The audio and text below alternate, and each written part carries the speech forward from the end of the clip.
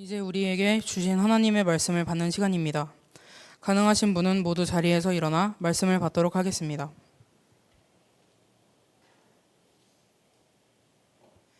오늘 본문은 사사기 7장 2절에서 7절 말씀입니다. 말씀을 저와 여러분이 한 절씩 교독하고 끝절은 합독하겠습니다. 여호와께서 기드온에게 이르시되 너를 따르는 백성이 너무 많은즉 내가 그들의 손에 미디안 사람을 넘겨주지 아니하리니 이는 이스라엘이 나를 거슬러 스스로 자랑하기를 내 손이 나를 구원하였다 할까 함이니라.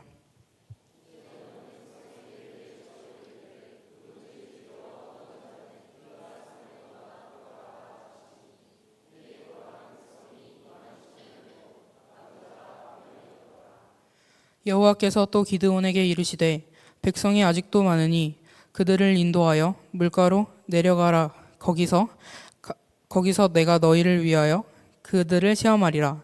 내가 누구를 가리켜 내게 이르기를 이 사람이 너와 함께 가리라 하면 그는 너와 함께 갈 것이요 내가 누구를 가리켜 내게 이르기를 이 사람은 너와 함께 가지 말 것이니라 하면 그는 가지 말 것이니라 하신지라.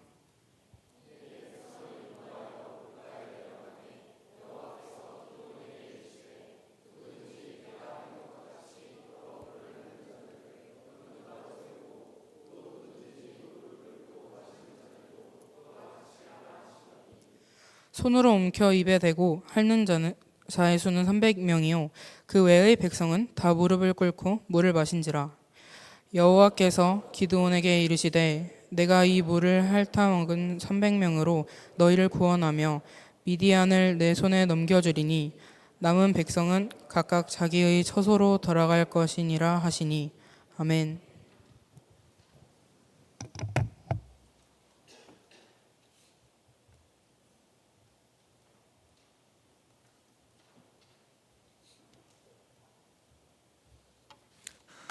함께 고백합시다. 예수님 사랑합니다. 나에게 말씀하시옵소서. 아멘. 그런 다큐를 하나 본 적이 있습니다.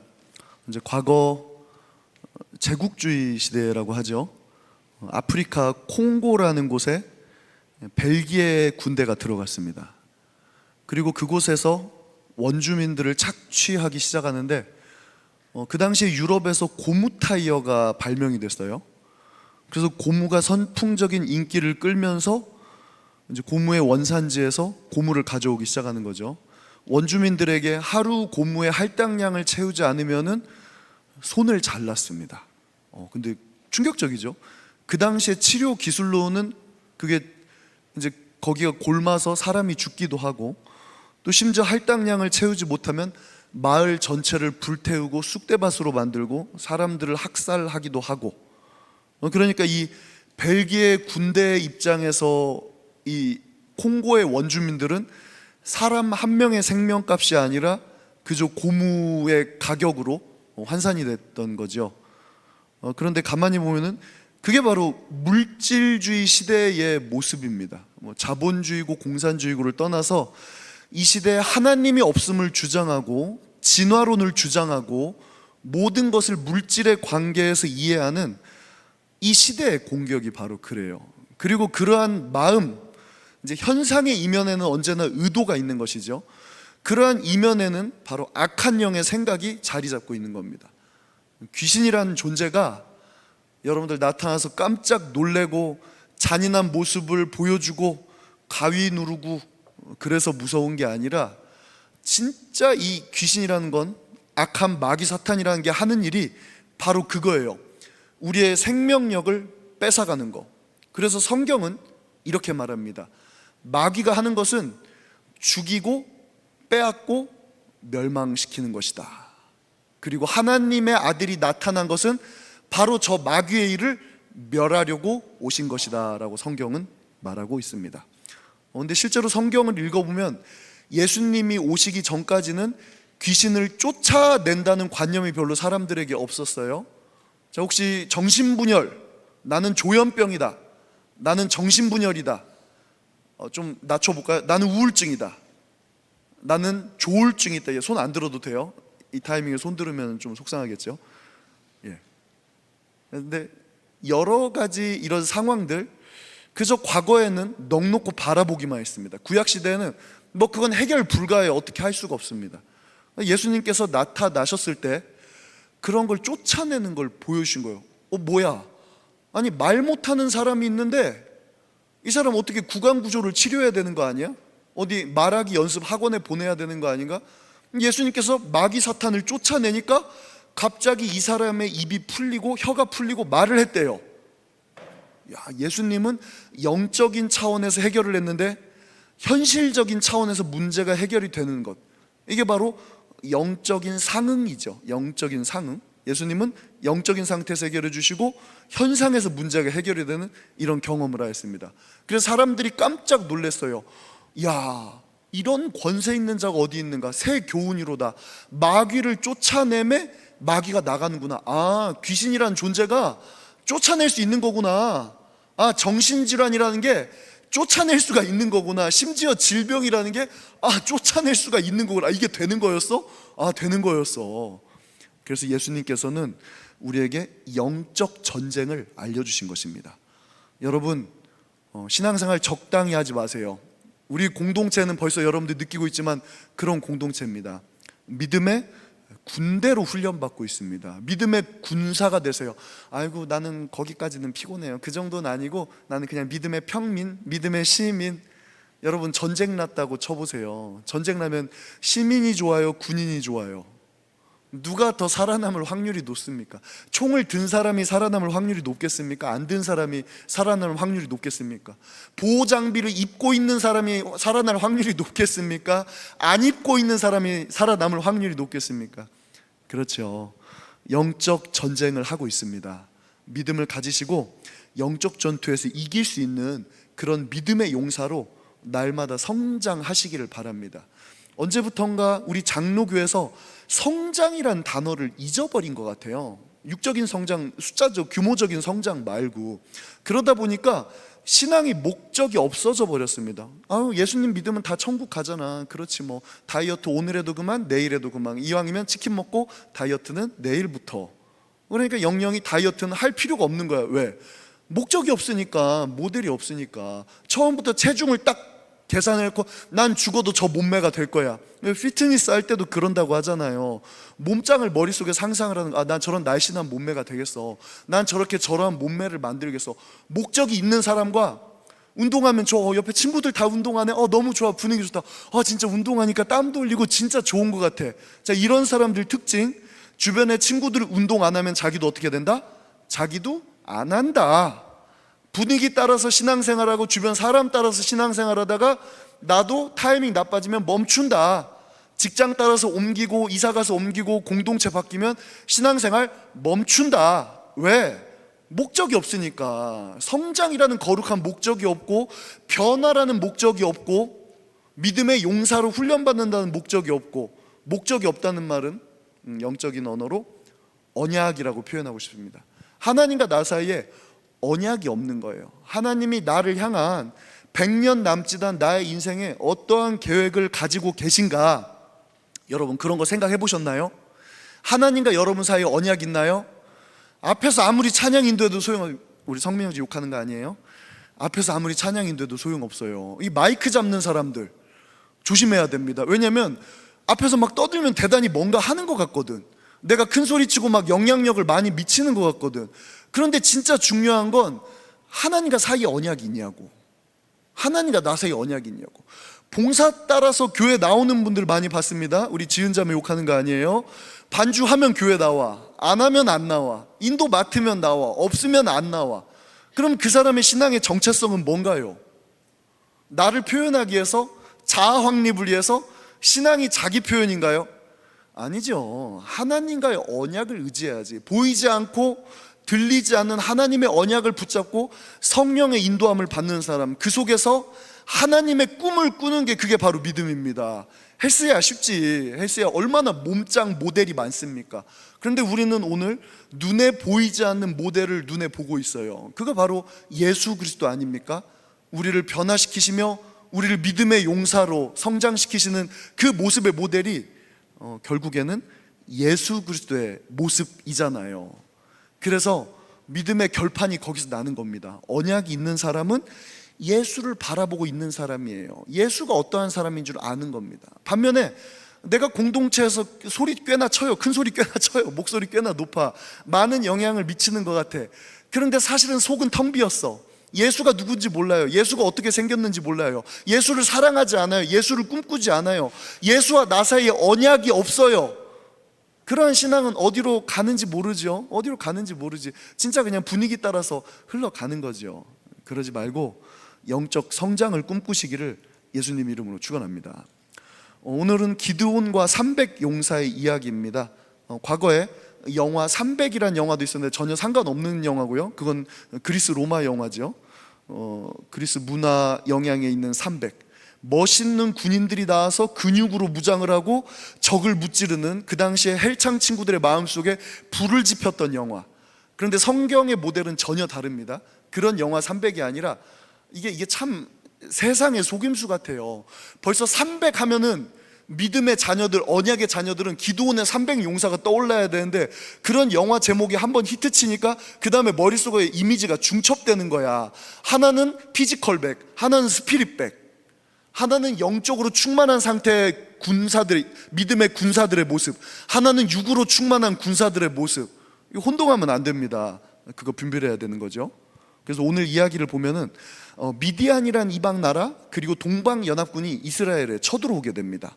아까 벨기에가 콩고를 쳐들어오듯이 그렇게 쳐들어오는 거예요. 그래서 이스라엘을 착취하기 시작하는데 이제 성경에 보면은 이방의 약탈은 두 가지로 요약이 됩니다. 첫 번째는 육체적인 약탈이에요. 식량을 뺏어가고 필요한 물자를 뺏어가고 사람을 납치해가고. 자, 1번 육체적인 약탈. 오늘날 마귀 사탄의 공격이 똑같죠. 마귀는 생명력을 뺏어간다고 했습니다. 우리의 건강을 뺏어가고 우리의 또 상황을 뺏어가고 우리의 관계를 뺏어가고 우리의 물질을 뺏어가고 있어요. 얼마든지 그건 사탄이 할 수 있는 역할입니다. 그런데 더 무서운 건 이방 족속들이 쳐들어왔을 때 육체적 약탈 이상으로 심각한 약탈이 있었습니다. 이스라엘이 계속 뺏기고 있는 거예요. 계속 뺏기고 있습니다. 영적으로 날마다 지고 있어요. 영적인 약탈이 함께 일어나고 있는데 그게 바로 뭐였냐면 하나님의 백성으로서의 정체성을 바로 뺏어가는 겁니다. 아까 말하자면 건강 뺏어갔어요, 물질 뺏어갔어요, 관계 뺏어갔어요, 사람 뺏어갔어요. 육체적인 약탈이라고 치면은 영적인 약탈은 뭐냐? 여러분들 마음속에 믿음 뺏어가는 거예요. 사랑 뺏어가는 겁니다. 희락 뺏어가는 거예요. 이거 몰랐죠? 마귀가 그런 것도 합니다. 요즘 기분이 안 좋고 자꾸 다운이 돼. 내가 마음이 자꾸 안 좋아. 요즘에 하는 일이 잘 안 돼서 그런가 봐. 잘 생각해 보세요, 여러분. 현상은 우리의 마음을 침투할 수가 없어요. 문제는 내 마음을 뺏겨서 그렇습니다. 내면을 빼앗기기 때문에 그런 거예요. 마귀 사탄에게 희락 뺏기지 마세요. 평강 뺏기지 마세요. 믿음 뺏기지 마세요. 사랑을 뺏기지 마시기를 바랍니다. 이스라엘 백성들이 외적인 약탈도 이것도 치명적인데 먹을 게 없잖아요. 그런데 영적인 약탈을 당하니까 이제 이 사람들이 날마다 미디안 사람들이 국경을 침탈하면서 왔다 갔다 이방인들이 여기 드글드글, 이방의 군대들이 드글드글, 이방 사람들이 가져와서 자기네 신들로 예배를 드리니까 이스라엘 사람들이 본인들의 정체성마저 흔들려 버리는 겁니다. 내가 하나님의 자녀인가? 내가 분명히 그때 목사님이랑 얘기할 때는 믿음의 자녀였고 영적인 언약이 있었던 것 같고 쭉 뭔가 성장하는 느낌이 들었는데 지금 보니까 그게 없어. 기도해 주세요. 나 좀 기도해 주세요. 그런데 이미 힘은 다 뺏기고 있습니다. 바로 언약을 뺏기는 거죠. 그리고 이스라엘의 문화적인 혼합주의가 들어오기 시작되는 겁니다. 그 중대한 상황 속에서 하나님은 기드온이라는 한 명의 모델을 세우는 거예요. 이 영적인 리더를 통해서, 리더들 잘 들으세요. 리더가 아닌 사람도 잘 들으세요. 이 기드온이라는 모델을 통해서 하나님께서 어떻게 구원해 주시는지를 보여주십니다. 그리고 기드온에게 이제 전쟁을 함께 할 수 있도록 영적인 동역자들, 군대를 붙여주시는 거죠. 그런데 기드온이 자기는 점점 믿음에 서갑니다. 그리고 이제 영적인 동역자들 군대를 모으는데 하나님께서 참 특이한 방식으로 두 가지 테스트를 통해서 군대를 선발합니다. 처음에 사람들을 소집했어요. 무려 32,000명의 사람들이 모였습니다. 그리고 그 32,000명을 상대로 첫 번째 테스트가 진행되는데요. 자, 여기서 잠깐 적들의 숫자를 말하자면 여기는 32,000명, 적의 숫자는 대략 최소한 13만 5천 명 이상으로 추산이 됩니다. 비교가 되지 않는 숫자죠. 그리고 그 당시에 뭐 폭탄이나 열병기가 없는 시대 순수하게 인력으로 싸워야 되는데 숫자는 정말 치명적인 전력의 차이를 가지고 옵니다. 그러한 상황 속에서 우리 3절 말씀 함께 같이 읽어볼게요. 시작. 이제 너는 백성의 귀에 외쳐 이르기를 누구든지 두려워 떠는 자는 길라산을 떠나 돌아가라 하라 하시니 이에 돌아간 백성이 22,000명이요 남은 자가 10,000명이었더라. 아멘. 와, 좋아요. 믿음의 군대를 엄선합시다. 자, 이제 싸워볼만 해요. 32,000명 모였는데, 자, 첫 번째 테스트 집에 돌아가세요. 겁나는 사람 다 돌아가세요. 몇 명 갔다고요? 2만 명 갔대요. 그리고 10,000명 남았어요. 3만 명에서 2만 명 빠지고 10,000명 남았는데, 와, 싸울 맛이 안 나겠죠. 그런데 여기서 하나님의 방식이 있습니다. 우리는 숫자가 중요해요. 그런데 하나님께서는 많은 군대가 필요한 게 아닙니다. 언제나 그래요. 하나님은 사람이 필요한 게 아닙니다. 인력이 필요한 게 아닙니다. 분명히 기억하세요. 하나님은 제자가 필요합니다. 전적으로 하나님을 신뢰하고 의지할 수 있는 소수의 믿음의 용사가 필요한 거예요. 왜? 그런 사람을 통해서 하나님의 역사가 나타나기 때문에 하나님의 나라를 이루기 위해서는 많은 사람, 많은 물자, 많은 물량이 필요한 것이 아니라 하나님은 소수의 제자들이 필요한 거예요. 확실한 제자들이 필요한 겁니다. 믿음의 용사들이 필요한 거예요. 그래서 그 첫 번째 선발 기준은 두려워한 사람 가라는 거예요. 가라는 거야. 아예 가라는 거야. 두려워한 사람 집에 보내면 솔직히 누가 안 무섭겠습니까? 전쟁을 쳐야 되는데. 그런데 여기에는 영적인 이유가 있습니다. 두려움은 믿음하고 상관이 있는 거예요. 여러분 분명히 기억하시기를 바랍니다. 내 안에 두려움이 오는 이유가 뭐예요? 믿음이 약한 거예요. 믿음이란 건 하나님을 전적으로 신뢰하는 겁니다. 그리고 그 신뢰가 나를 변화시키는 거예요. 내 상황을 변화시키는 거예요. 나의 환경을 변화시키는 겁니다. 믿음이란 게 그거예요. 신뢰입니다. 전폭적인 신뢰고 전폭적인 의지를 말하는 거예요. 하나님을 전폭적으로 의지하는 그것이 하나님이 우리에게 요구하시는 단 한 가지 조건입니다. 하나님을 의지하는 우리의 간절한 신뢰를 통해서 하나님은 우리에게 마음껏 역사할 수 있어요. 그럼 하나님에게 필요한 건 뭐예요? 우리의 신뢰입니다. 우리의 믿음이에요. 그리고 그 믿음을 통해서 하나님은 역사하신다고요. 내 삶 속에 개입을 하신다고요. 나와 함께 하신다고요. 믿음이 이렇게 중요합니다. 그런데 믿음이 하루아침에 그렇게 큰 산을 옮기는 믿음처럼 사실은 그렇게 쉽지가 않습니다. 어제 축구 배웠는데 아싸 손흥민의 기술을 다 배웠어. 그 다음날 나도 손흥민, 나도 메시. 당연히 안 되죠. 왜? 뭐가 필요하죠? 기술을 배웠어요. 그러면 그 기술이 될 때까지 연습을 해야 됩니다. 체득해야 돼요. 믿음도 마찬가지입니다. 모태신앙하고 그렇지 않은 사람들이 있으시죠? 분명히 차이가 있습니다. 뭐가 더 좋아요? 모태신앙이 아닌 분들은 모태신앙을 때로는 부러워합니다. 그다음 모태신앙인 분들은 자기들의 한계를 잘 알아요. 열정이 좀 부족해. 모태신앙이 아닌 분들, 중간에 중학교 때부터 수련회를 통해서 거듭나고 하나님을 만난 사람들은 모태신앙하고는 비교할 수 없는 뜨거운 열정이 내 안에 있어요. 아우 좋습니다.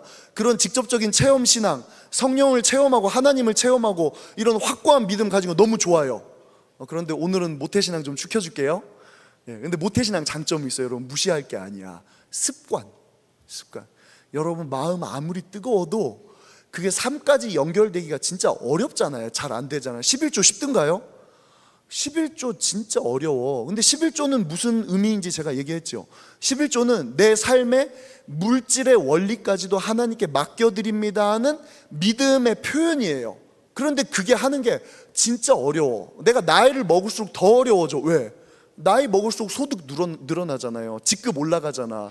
100만 원 벌 때 10만 원 하기는 쉬웠어. 300만 원 버니까 30만 원 하려니까 손이 덜덜덜 떨려. 만약에 연봉이 400으로 올라가면 500으로 올라가면 그때쯤 이런 생각할 수 있어요. 연봉이 한 1억쯤 되면 11조 쉽게 할 텐데 천만의 말씀 더 어려워져요. 갈수록 더 어려워져. 이거는 철저히 훈련과 습관을 통해서 가능해지는 겁니다. 그러니까 모태신앙들의 강점은 뭐냐면 어렸을 때부터 이러나 저러나 엄마한테 두드려 맞아가면서 하던 그 내공이 있어요. 주일은 성수하는 거야. 주일은 학원 안 가는 거야. 주일은 원래 쉬는 거야. 그렇게 하는 거야. 그런데 이게 나이 먹고 내가 하나님을 아무리 사랑하고 마음이 뜨거워도 정작 하려고 하면 안 돼. 왜? 내 삶의 환경이 안 돼, 상황이 안 돼, 친구들이 안 돼. 교회를 빠질 이유가 만 가지예요. 교회 안 올 이유가 만 가지야. 주일 성수하지 못한 이유가 만 가지야. 그 이유가 뭐라고요?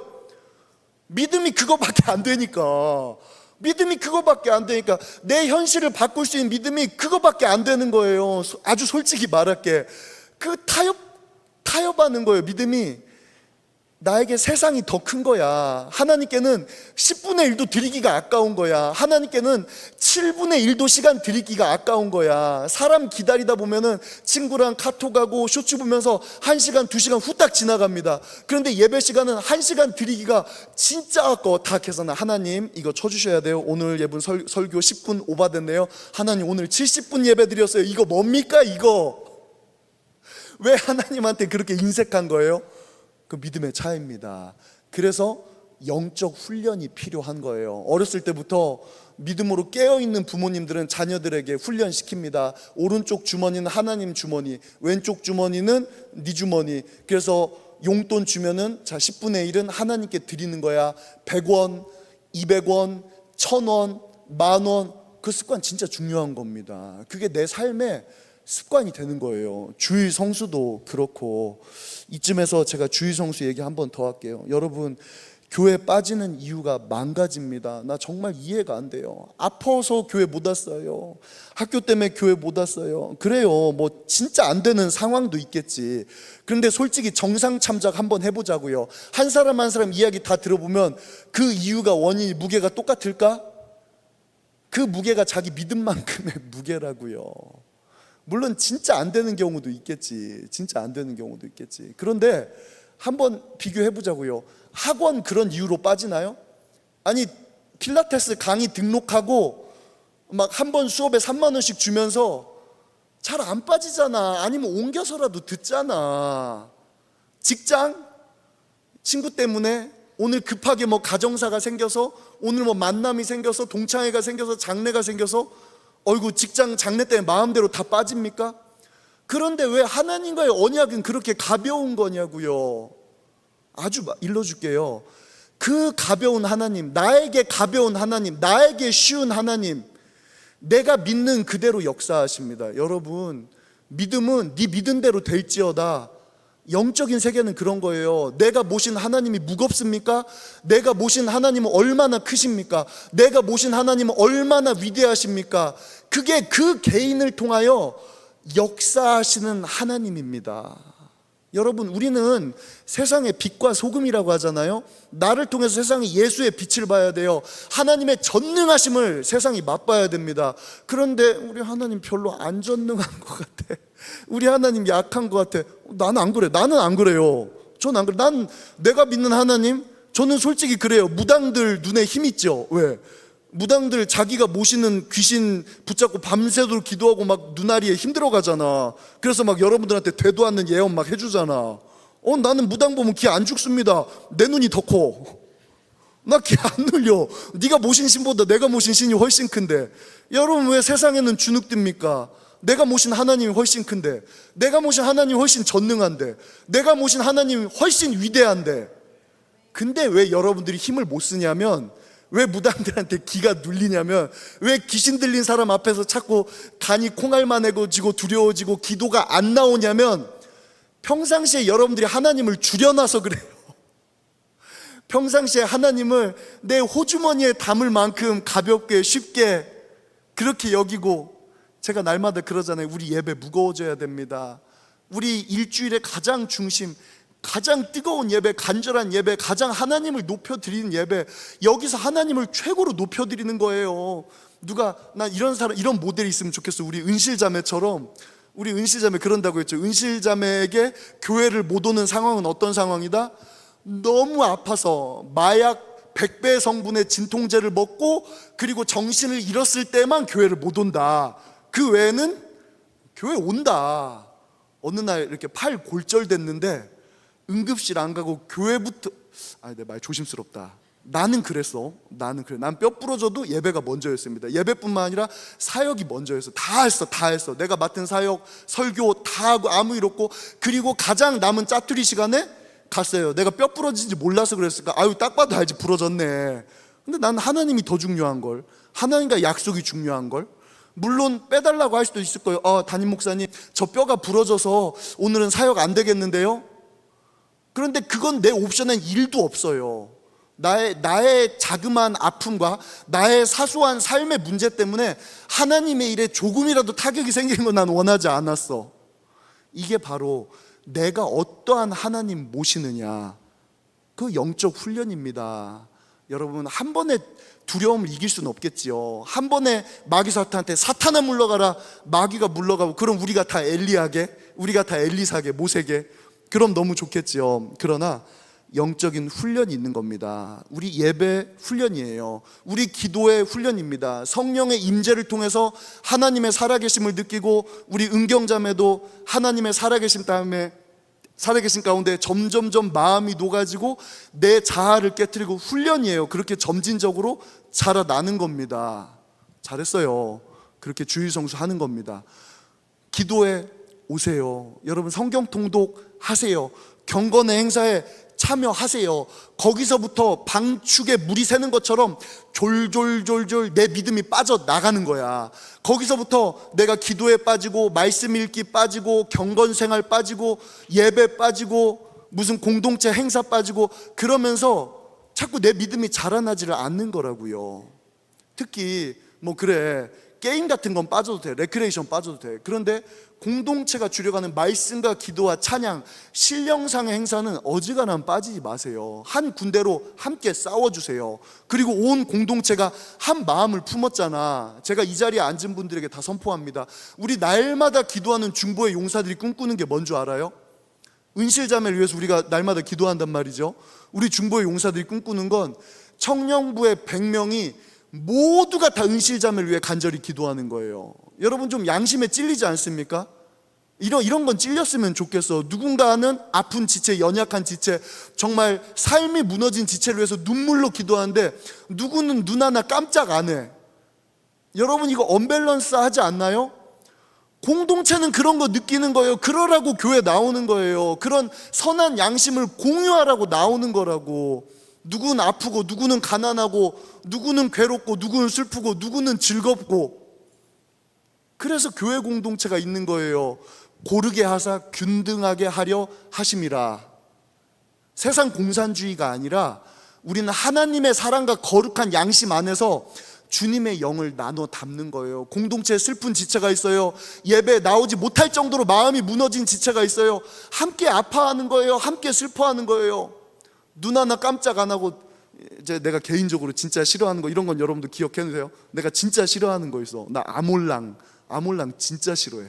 옛날에 교통사고 났는데 사람이 차에 치여 죽었어요. 자긴 강아지 끌어안고 옆에서 쭈그리고 앉아있어. 내가 구조되었으면 일단 가가지고 귀싸대기부터 때렸을 것 같아. 정신 차리세요. 지금 사람 죽었잖아. 뭐 하고 있는 거야? 아니, 농담이 아니라 그 제정신이에요? 그게 인격입니까? 비인격입니까? 그 비인격이지. 그건 사람을 죽이는 거랑 똑같아요. 가서 사람을 폭행한 것만 죄가 아니라 아픔 가운데 있는 형제를 모르는 척하는 거, 그거 외면하는 거, 아몰랑, 그거 큰 죄입니다. 그 살인하고 똑같은 거예요. 그 살인 방조죄라는 것도 있잖아. 그래, 공동체에서는 그런 선한 양심을 공유하는 겁니다. 그래서 경건 행사 함께 참여하면서 여러분, 우리가 무엇을 위해 애통하는지, 무엇을 위해 부르짖는지, 무엇을 위해 그렇게 뜨거운지, 그런 마음을 함께 다 공유하시라고요. 모두가 그런 마음 가지시기 바랍니다. 여기는 교회예요. 여기는 교회입니다. 여기는 하나님의 나라를 지향하는 곳이에요. 하나님의 임재를 구하는 곳입니다. 요즘에는 안 나가 성도, 가나안 성도가 많아서 마음속에 예수는 믿지만 교회는 안 나가요. 그게 바로 하나님을 내가 대적하는 거야. 그건 하나님을 내가 그냥 적당히 따라갈게요가 아니라 대적하는 거라고요. 목사님 그거 너무 말이 심하잖아요. 교회 안 나간다고 어떻게 하나님을 대적하는 겁니까? 찾아오세요. 내가 성경 구절 다 찾아줄게. 나와 함께 모으지 않는 자는 해치는 자요, 나와 함께 하지 않는 자는 나를 회방하는 자니라. 여러분, 하나님 나라가 역사가 진행되고 있고 간절함과 뜨거운 사랑이 진행될 때는 거기 함께 참여하는 거예요. 그리고 공동체와 함께 성장하는 겁니다. 그러한 영적 성장 가운데 동참하고 믿음의 군대가 되시기를 바랍니다. 그렇게 두려움을 이기는 것이다. 자, 첫 번째 시험, 오늘 두 번째까지만 할 거예요. 긴장하지 마세요. 자, 두 번째 테스트입니다. 이제 꼴랑 10,000명이 남았는데 우리 하나님께서 또 기드온 장군에게 뜨악한 얘기를 하시는 거예요. 기드온아, 아직도 사람들이 너무 많어. 조금 더 줄이자. 아마 성경에 써있지는 않지만 기드온 이렇게 질문했을 것 같아요. 하나님, 적은 13만 5천 명인데 지금 10,000명인데? 그런데 제가 얘기했죠. 어차피 3만 명이든 10,000명이든 이건 어차피 못 이기는 싸움이다. 나랑 똑같은 거예요. 여러분들의 지혜와 능력과 알량한 통장 잔고로 10년 후 20년 후를 계산하고 계십니까? 어때요? 세상 이길 수 있겠어요? 나의 알량한 능력과 산술적인 수치로 3만 명이나 10,000명이나 뭔 차이인디. 그거잖아요. 그러니까 하나님께 맡겨드리는 거라고요. 3만 명, 10,000명 똑같아. 거기서 하나님께서 원하시는 건 내려놓으라고. 어차피 네 힘으로 안 되잖아. 거기서 한두 명 더, 1, 2만 명 더 보탠다고 되는 거 아니니까. 지금 네가 구해야 될 건 나의 임재야, 나의 역사야, 나의 기적이야. 하나님께서 그 믿음의 자녀들에게 원하시는 것은 우리의 능력이 조금 산술적으로 하나 두 개 더해져서 보탬이 되고 승리하는 것이 아니라, 여러분 큰 그림을 보세요. 지금 잠깐 안 된다고, 시험 점수가 조금 떨어졌다고, 지금 어디서 떨어졌다고 그렇게 낙담하지 마세요. 큰 그림을 보시기 바랍니다. 하나님은 믿음의 용사의 인생 전반에 걸쳐서 그분의 영광을 나타내고 싶어 하시는 거예요. 그냥 단순히 1명, 2명, 10,000명, 20,000명 도와서 그 정도의 능력으로 너 그래 세상의 수많은 사람들 중에 그래 조금 더 잘 살아라, 그게 아니라 하나님은 우리 빛과 소금, 믿음의 용사들을 통해서 세상 사람들이 우리를 봤을 때 오메 기적이네, 오메 저게 돼? 그거를 하나님 원하신다고요. 그런 꿈을 꾸세요.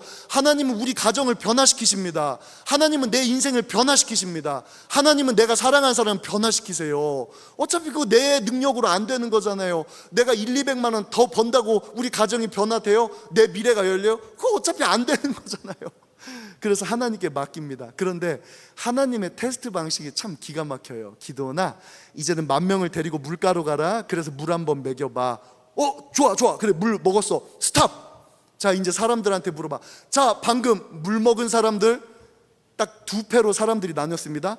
어떤 사람들은 테토남들, 야 군대가 막 10,000명이 행군을 하다가 땀도 뻘뻘 흘리고 더워, 우와 시냇가가 나타났다, 물 먹읍시다, 우와 막 물가로 뛰어가서 벌컥벌컥 이대로 마시면 와 테토남. 그리고 소수의 몇 명 사람들은 애견남들, 옆으로 가가지고 물가 옆에 앉아서 이렇게 떠서 이렇게 마시는 거예요. 테토남, 애견남. 싸움에 누가 적합하겠습니까? 물론 성경에 테토남, 애견남이라 하진 않았어요. 우리 혹시 테토남 형제들을 이렇게 너무 하대하지 마세요. 제 표현입니다. 세상적으로 우월하다, 세상적으로 뛰어나다가 하나님 보시기에도 꼭 그런 건 아니라는 것을 설명하고 싶어서 이야기를 한 겁니다. 그래서 하나님께서는 요렇게 물을 핥아먹은 사람들을 택하는데, 성경에 읽어보면 7장 5절 한번 읽어볼게요. 야, 우리 하나님 짓궂으신데? 자, 읽어볼게요. 시작. 이에 백성을 인도하여 물가에 내려가매 여호와께서 기드온에게 이르시되 누구든지 개가 핥는 것 같이 혀로 물을 핥는 자들을 너는 따로 세우고 또 누구든지 무릎을 꿇고 마시는 자들도 그와 같이 하라 하시더니 아멘. 에이 하나님, 핥아먹으면 뭐 또 개가 핥아먹은 같이 그렇게까지 표현을 하십니까? 일부러 그렇게 표현을 하는 거예요. 성경에 보면은 지렁이 같은 너 야고바, 지렁이 같은 너 야고바, 너 이스라엘 사람들아, 내가 너로 이가 날카로운 새 타작기계를 삼으리니 네가 산들을 쳐서 부스러기를 만들 것이며 작은 산들로 겨같게 할 것이라. 그러면서 내가 너를 통해서 하나님의 나라의 역사를 이루고 큰 산을 무너뜨리는 역사를 할 텐데, 그때 앞에 수식어가 뭐예요? 지렁이 같은 너 야고바. 오늘 또 하나님께서 300용사를 택하십니다. 10,000명 중에 300명을 선발하는데 뭐라고요? 개같이 물 마시는 사람. 일부러 그러셨어요. 여기는 영적인 의미가 있습니다. 왜 하나님께서 그 많지도 않은 10,000명 중에 고작 300명인 3%? 3%인가요? 3%의 숫자, 왜 그 사람들 이렇게 특이하게 물 먹는 그런 사람들 택했을까? 날도 더운데. 거기에는 두 가지 의미가 있습니다. 첫 번째 의미는, 자, 상남자들 아까 먹었던 제 자세 기억하죠? 무릎을 꿇었어요. 엎드렸어요. 그런데 개처럼 물을 핥아 먹어 마시는 사람들은 무릎을 꿇지 않았습니다. 그 당시 이방 백성들의 영적 공격 중에 중요한 것이 영적인 침탈이라고 말했어요. 우상 숭배가 만연합니다. 이방의 공격이 많고 교회 안에 세상이 들어오고 교회 안에 세상의 사상, 세상의 판단, 세상의 물질주의, 세상의 비인격, 세상의 가치들, 세상의 음란함, 이런 것들이 들어오니까 언약의 자녀들이 세상의 권세 앞에 무릎 꿇는 게 너무 쉬워지는 거예요. 난 코로나 때 너무 화가 났어. 앞장서서 예배당 문 닫자고 하는 사람들, 막 세상 사람한테 잘 보여. 어쩔 수 없었지. 상황이 어쩔 수 없었지만 그 예배당 문 닫는 게 즐겁냐고. 예배당 문 닫고 세상 사람들한테 인정받은 게 그렇게 중요한 일이었냐고. 너무 화가 났어요. 무릎을 꿇는다는 거, 이방신한테 무릎을 꿇는 게 너무 익숙한 거예요. 어디든지 철푸덕 무릎을 꿇는 게 너무 익숙한 거야. 물가에 와서도 그 습관이 없어지질 않아. 날마다 이방신을 우상숭배하던 습관, 세상의 음란한 습관, 세상에서 놀던 습관, 신앙생활하면서 이걸 못 고쳐요. 그러니까 물 마실 때도 그 자세가 그대로 나는 거예요. 넙죽 엎드려서. 그 와중에 그걸 보면서도 그걸 경계한 사람도 있어요. 당연히 더운데 물 마시려면 무릎 꿇는 게 편하지. 그게 자연스러운 자세지요. 그런데 이 300명의 사람들은 그게 마음속에 있었던 거야. 하나님 우상 싫어하는데, 하나님 이거 싫어하시는데, 하나님 이거 싫어하시는데. 여러분, 믿음의 사람들은 그런 마음을 품으시기를 바랍니다. 하나님이 싫어하는 거, 나도 싫어하는 그런 거룩한 분노가 있어야 돼요. 특별히 믿음의 용사들은 세상의 물질주의, 세상의 진화론, 우상을 향한 거룩한 분노 여러분도 있으면 좋겠어요. 오늘날 진화론, 이 말도 안 되는 이론 때문에, 과학계에서도 점점 반론이 제기되는 이 말도 안 되는 이론 때문에 얼마나 많은 영혼들을 잃어버리고 있습니까? 그런데 그걸 굳이 교회 안에 또 가지고 와서는 뭐 유신진화론이다, 무슨 진화론이다, 대진화론이다, 소진화론이다. 그럼 여러분, 나는 적어도 예수 믿는 사람들한테는 이 영혼을 빼앗기는, 주님의 교회가 비방받고 주님의 교회가 해방받는 데에 대한 거룩한 분노. 이게 없는데 어떻게 예수님의 자녀예요? 이게 없는데 어떻게 하나님의 자녀입니까? 하나님의 가족이에요. 그런 거룩한 분노와 우상을 향한 이런 마음이 있었으면 좋겠어요. 우상이란 단어도 여러분들에게 이게 영적인 언어가 돼서 다가오면 좋겠어. 우상 숭배라는 단어 할 때 여러분, 우상을 보면 끔찍한 생각이 들어야 돼요. 우상의 신상, 불교의 신상, 그게 나는 게임에서도 만자 표시가 나오면 별로야. 애니메이션에서도 용 모양이 나오면 별로예요. 왜? 그 영적인 의미를 아니까. 이것이 수천 년 동안 인류 역사의 갭에서 사람들을 속이고 예수 믿는 사람들을 잡아 죽이고 사람들을 미혹해서 지옥에 가게 만들고 얼마나 많은 영혼들을 파괴했는지 그 영적인 세계를 알면은 농담 안 해요. 오늘날도 우리가 옛날에 나치 문양 있잖아요. 나치 문양. 독일 사람들 그 나치 문양 연예인들이 옷에다가 이렇게 표시 하켄크로이츠 박아갖고 막 이렇게 패션 나왔다고 어때요? 사람들한테 욕 바가지로 먹고 들어가잖아. 왜? 사람들이 과연 뭐 어때? 이거 장난인데 어때? 장난인데 어때가 아니지. 나치가 한 짓이 있는데 사람을 600만 명을 학살하고 아주 짐승 같은 일이 독일에서 일어났는데, 그 어마어마한 일이 일어났는데 어떻게 그거 갖다 장난을 쳐? 그렇죠. 예수 믿는 사람들은 이런 영적 전쟁의 거룩한 언약이 마음속에 있어야 돼요. 첫 번째 의미, 무릎 꿇지 않는 거예요. 세상에 무릎 꿇지 않는 거예요. 우상에게 무릎 꿇지 않는 거예요. 여러분들, 교회가 비방당할 때 아이고 저 목사님들이 저거 잘못했대, 장로님들이 돈 횡령했대, 어때요? 들으면은 세상에 나가서 같이 욕합니까? 같이 즐겁습니까? 교회를 비방하면 같이 즐겁나요? 그런데 제가 경험해 본 바로는 사실 세상 사람들은 그렇게 교회 욕 안 해. 누가 그렇게 교회 욕하냐? 신앙생활을 하던 사람들이 주로 교회를 욕하더라고요. 또는 지독하게 교회를 공격한 사람은 대부분 교회를 다니는 사람들이더라고. 여러분, 그러면 안 됩니다. 주님이 아파하는 거 나 함께 아파해야 돼요. 주의 몸된 교회가 비방을 당할 때는 그거 아파해야 돼요. 교회 가지고 허수아 비치기 하는 거예요. 십자군 전쟁 그거 교회가 한 것도 아닌데 옛날 십자군 전쟁을 가지고 막 오늘날도 비방하고 종교가 그러면 안 돼. 여러분 그런 컨텐츠를 보면서 뭐를 느낍니까? 아이고 이거 다큐야, 과거에 있었던 일이야. 아니에요. 그거 일부러 허수아 비치기 하는 거예요. 사람들 예수 못 믿게 하려고 마귀가 사전 작업하는 거야. 이미지 작업하는 거야. 왜 그런 걸 못 느끼십니까? 주님이 아파하는 거 함께 마음 아파하고 절대 세상에 무릎 꿇지 않는 그런 믿음의 용사가 되시기를 바랍니다. 그 두 번째는 개처럼 핥아먹었다. 요거 표현 피할 수가 없어요. 무릎을 꿇지 않았지만 개처럼 핥아먹었다의 의미는 이게 참 용사라는 단어랑은 상반되는 표현인데 하나님의 부르심과 사용한 사람이 그래요. 이제 이 300명은 정말 특별 특공대로 엄선된 용사거든요.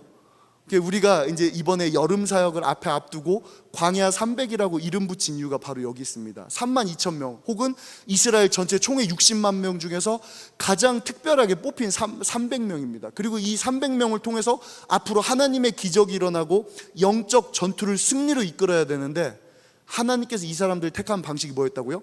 개처럼 물을 핥아먹은 사람. 제가 좋아하는 표현이 있습니다. 잘 들으세요. 참된 용기는 두려움이 없는 것이 아니라 두려움을 직면할 수 있는 것이다. 이건 여러분들 마음에 새겼으면 좋겠어요. 참된 용기는 두려움이 없는 게 아니라 두려움을 직면하는 것이다. 막 기가 세고 큰 소리 치고 테토남이라서 그게 용감한 게 아니라 진짜 용감한 건 그 사람이 아무리 유순하고 아무리 부드럽고 아무리 연약하고 아무리 순할지라도 나에게 다가온 두려움, 나의 상황과 환경 속에 나에게 주어지는 나만이 두려워하는 것들이 있어요. 그건 사람마다 다 다릅니다. 그거를 직면할 수 있는 게 그게 진짜 용기입니다. 이 300명의 사람들도 물론 처음에 두려워하는 사람들 돌아가라고 했을 때 이 사람들은 안 돌아갔잖아요. 그런데 이 사람들이라고 막 용기가 있었겠습니까? 그런데 중요한 것은 그 두려움을 믿음으로 바꾼 거예요. 두려움을 믿음 바꾼 겁니다. 하나님께서 사람을 쓰시는 방식은 항상 그래요. 참 신기합니다. 하나님은 연약한 자를 들어쓰기를 기뻐하십니다. 하나님은 작은 자를 들어쓰기를 기뻐하십니다. 하나님은 약한 자를 들어쓰시기를 기뻐하세요. 감사하지 뭐예요. 감사하지 뭐예요. 우리는 연약합니다. 그러나 우리와 함께 하신 하나님이 강하신 거예요. 믿음의 용사는 그 관계를 분명히 알고 있는 것이 믿음의 용사입니다. 그림 한번 띄워줘 보실래요? 다윗과 골리앗 장면이죠. 저 조그만한 애랑 저 큰 거인이랑 마주하고 있는데 사실 거인보다 더 큰 천사가 보이죠. 이게 바로 영적인 우리의 정체성입니다. 믿음의 용사. 여러분 세상보다 내가 작다고 느끼나요? 사람들보다 내가 작다고 느끼나요? 내가 연약하다고 느끼나요? 그거 좋은 거예요. 왜? 내가 작기 때문에 하나님이 크신 겁니다. 내가 연약하기 때문에 하나님께서 일하실 수가 있는 것이고 내가 부족하기 때문에 하나님의 영광이 나타날 수가 있는 거예요. 처음부터 우리가 숫자가 많았더라면, 처음부터 우리가 뛰어났더라면, 처음부터 우리가 힘이 있었더라면 그러면 절대 하나님은 역사하지 않아요. 하나님은 계속해서 기드온에게 말하십니다. 너희가 숫자가 많다. 너희가 숫자가 많다. 너희가 숫자가 많다. 왠 줄 알아? 내가 일할 거거든. 내가 일할 거거든. 네가 힘이 없다고 인정할 때 그때부터 내가 할게. 그런데 우리는 힘 빼는 게 참 쉽지가 않아요. 왜냐면 내 방어 기제야. 그게 내 상처거든. 세상을 살면서 움츠러들었던 내 마음, 상처받았던 내 마음. 그래서 이 방어 기제가 좀처럼 벗겨지질 않습니다. 가드가 내려오질 않아. 하나님 안 돼요. 나 이거 내려놓으면 죽어요. 안 돼요. 이러면 큰일 나요. 그런데 하나님은 오늘날 우리를 무장해제시키기 원하는 거예요. 아니야, 그러지 마. 개처럼 물을 핥아먹어. 연약해야 돼. 무너져야 돼. 네 것이 없어야 돼. 그래야 내가 일할 수 있거든. 네가 여전히 힘을 주고 있고 네가 여전히 힘을 쓰고 있으면 내가 일할 수가 없어. 그러면 내가 일한다 하더라도 나중에 너는 착각할 거야. 네 힘으로, 네 팔뚝으로 이겼다고 너는 착각할 거야. 그러나 그게 아니라 그걸 내려놔. 그래서 하나님께서 믿음의 군사들을 훈련하실 때에는 무너뜨리십니다. 형편없이 무너뜨리시는 거예요. 자존감까지 무너뜨리는 거예요. 내가 쌓아 올렸던 나의 신앙까지도 무너뜨리시는 겁니다. 우리가 잘 알죠. 사도 바울은 그를 통해서 어마어마한 복음 전파가 일어나고 한 시대를 풍미한 복음 전도자였습니다. 심지어 사도 바울을 통해서 임팩트 있는 사역이 일어날 때는 많은 사람들이 그의 말씀에 찔림을 받았고, 심지어 사도 바울이 가지고 있었던 옷 조각, 천 조각, 손수건만 가지고 누군가에게 전달해 줬어요. 이거 사도 바울이 쓰던 손수건이래요. 사도 바울이 거기에 콜록콜록 기침했던 손수건이래요. 그래요, 나 그 침이라도 좀 만져보고 싶어요. 그 손수건이라도 만지게 해주세요. 세상에 그 손수건을 가져갔더니 그 손수건 만진 사람이 병이 낫는 거예요. 귀신 들린 사람한테 그 손수건을 주니까 귀신까지 나가버렸습니다. 이런 시대를 풍미했던 하나님의 용사 중에 용사, 믿음의 용사, 가장 대단한 사도 바울. 그런데 그 사도 바울이 숙제가 있었어요. 눈에 안질이 가득했습니다. 그리고 가끔은 간질도 일어났어요. 설교를 하다가 거품을 물고 쓰러집니다. 가뜩이나 키도 작아요. 머리도 아마 벗겨졌던 것 같아요. 생긴 것도 요상한데, 하나님, 이러면 설득력이 없잖아요. 내가 병진이처럼 키도 크고 카리스마가 있으면 좀 사람들에게 하나님의 전능하심을 더 선포할 텐데, 하나님, 제 육체에 연약함이 있습니다. 원수막이 병마를 쫓아내주시고 내 간질 좀 고쳐주세요. 하나님, 너무 속상해요. 이것 때문에 하나님의 나라 막히면 어떡합니까? 기도를 무려 3번이나 했대요. 그런데 그렇게 3번이나 작심 기도를 했는데도 하나님은 고쳐주지 않았습니다. 오히려 예수님의 음성이 작게 들려오는 거예요. 바울아, 바울아, 나의 은혜가 너에게 족하도다. 하나님, 은혜 족하지요. 주님의 은혜 크시지요. 그래도 이거 좀 고쳐주셨으면 좋겠는데, 아니야 바울아, 나의 은혜가 너에게 족한 것은 나의 능력이 약한 데서 온전하여짐이니라. 네가 약하기 때문에 내가 역사할 수 있는 거야. 네가 설교를 하다가 거품을 물고 쓰러지고 너무 부끄럽지. 네 눈에 항상 껴있는 눈곱이 너무 부끄럽지. 너의 작은 키가 부끄럽지. 너의 못생긴 외모가 부끄럽지. 사람들 볼 때 네가 자랑할 거 없지. 그러니까 너를 통해서 나의 역사가 나타나는 거란다. 할렐루야. 그래서 고린도후서 12장 9절 하반절에 보면 사도 바울이 그러므로 도리어 크게 기뻐함으로 나의 여러 약한 것들에 대하여 자랑하리니 이는 그리스도의 능력이 내게 머물게 하려 함이라. 아멘. 네가 약하기 때문에 내가 역사하는 거야. 네가 부족하기 때문에 내가 역사하는 거야. 세상 자랑 하나도 없고 세상 갑자기 의미 생각 안 나요? 하여튼 다 버렸대. 예. 세상 자랑 다 버리고 약하고 심지어 수치당하고 그랬기 때문에 하늘의 능력으로 채워줬다는 거예요. 그랬기 때문에 하늘의 신령한 환상을 보여줬던 것이고, 그랬기 때문에 세상 사람들이 듣지 못한 음성을 들었고, 그랬기 때문에 그를 통해서 영생의 능력이 나타났습니다. 어때요 여러분? 약한 자 되고 싶어요? 강한 자 되고 싶어요? 박수 많이 받는 사람 되고 싶어요? 공동체에서 막 인정받는 사람 되고 싶어요? 큰 사람 되고 싶어요? 능력 있는 사람 되고 싶어요? 아니면 하나님 보시기에 개처럼 물을 핥아먹은 사람, 연약해 보인 사람, 부족한 사람, 내 힘으로 아무것도 할 수 없는 사람, 어떠한 사람이 되기를 원하십니까? 오늘 본문 마지막 7절에 하나님 이렇게 말하십니다. 여호와께서 기드온에게 이르시되 내가 이 물을 핥아먹은 300명으로 너희를 구원하며 미디안을 네 손에 넘겨주리니. 아멘. 미디안을 내 손에 넘겨주리니. 아멘. 믿음의 용사가 되시기를 축원합니다. 하나님 의지하세요. 세상에선 작아도 하나님의 은혜가 넘치는 사람이 되시기를 바랍니다. 사람의 힘이 아닌 하나님의 힘으로 승리한 인생들이 되시기를 바랍니다.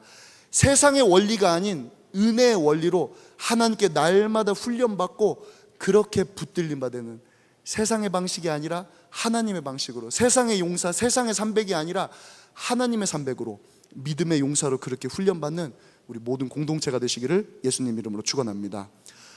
하나님 감사합니다. 주님 은혜 감사하여 주의 말씀에 감사하여 하나님을 더욱 사랑하며 예배하기 원합니다. 그뿐만이 아니라 이제 우리가 믿음의 용사가 되어 하나님을 따라 행하기 원합니다.